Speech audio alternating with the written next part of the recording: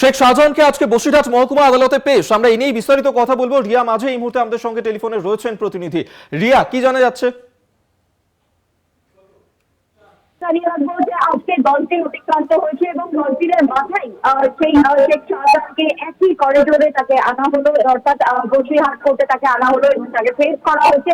ইতিমধ্যেই তাকে court lock-up থেকে এজলাসে নিয়ে আসা হয়েছে এবং যেমনটা সিবিআই সূত্রে খবর, যে ফের তাকে নিজেদের হেফাজতে চাইবে। কারণ এর আগে আমরা দেখেছিলাম যে সিআইডি দলটির জন্য হেফাজতে চেয়েছিল এবং সিআইডি থেকে সরাসরি যেহেতু হস্তান্তর হলো কোর্টের নির্দেশে সিবিআই এই পুরো তদন্ত ভার হলো এবং সিবিআই এবার পেশ করছে এবং সিবিআই আরো যে 4 দিন বাকি রয়েছে, অর্থাৎ 14 দিনের যে কাস্টাডি, তার মধ্যে যে আরো 4 দিন বাকি রয়েছে সেই কাস্টাডি এবার চাইবে সিবিআই, যে আগামী 5 দিনের জন্য যাতে সিবিআই কাস্টাডি দেওয়া হয় সেই আবেদন জানাবে। এবং পাশাপাশি যে এতদিন ধরে তাকে জিজ্ঞাসাবাদ, এই যে 4 দিন ধরে তাকে জিজ্ঞাসাবাদ করা হয়েছে এবং সেই জিজ্ঞাসাবাদে যে কোনো তথ্যই দেয়নি শাহজাহান এবং একদমই তদন্তে অসহযোগিতা করছে, সেই পুরো বিষয়টাও কিন্তু আজকে কোর্টের সামনে তারা তুলে ধরবেন বলে এমনটাই সিবিআই সূত্রে খবর।